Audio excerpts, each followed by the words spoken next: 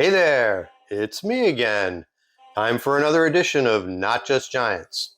Some thoughts on last night's disappointing but not altogether unpredictable outcome. As the shorthanded Giants, who did make a game of it in the third quarter after a Matt Breida 8-yard TD run got them to 17-12, the Niners went on to score the next 13 points, making the final score 30-12.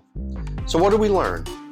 Even at full strength, the Giants are probably not yet good enough, particularly at pass protection, to beat even an Ayukless 49ers team.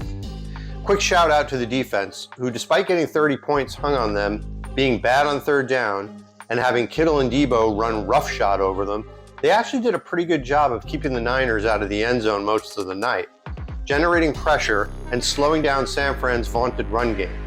Problem was, even when held to 3 or not scoring, the 49ers still dominated time of possession, leaving few possessions and very little margin for error for New York's offense to score points.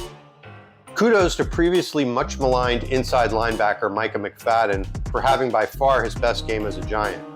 Tonight he was a real difference maker who created negative plays, encouraging development for New York moving forward. Offensively, I'm sure the Giants had every intention of getting Jalin Hyatt involved in this game, but simply did not have the time to make those deep throws. Sadly, Hyatt was not even targeted. Similarly, the constant pressure applied to Daniel Jones did not afford him much opportunity to get into rhythm with tight end Darren Waller, who had a couple of drops, one of which led to an interception, and an overall quiet game. And while there weren't any offensive stars, there really weren't any GOATs either.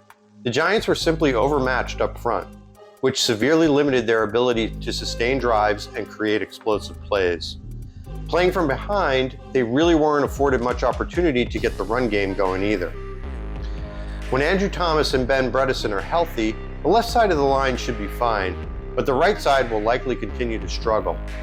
Fortunately, not every team the Giants play this year are the Cowboys, Niners, and Eagles, whose deep and talented defensive fronts dominate a subpar Giants offensive line. Niners knew the Giants had to play the quick game, and they were ready for it, as indicated by Robinson and Campbell catching 10 balls, but only gaining 45 yards on those receptions. Even so early in the season, between the Eagles, Cowboys, and 49ers, the top 3 spots in the NFC playoff race is practically fait accompli, which leaves the Giants, among about 7 other teams, competing for the 4 to 7 spots, which frankly, I'm not going to cry about. Next up in 10 days, a must-win game against the Seattle Seahawks at MetLife on Monday Night Football. Let's go!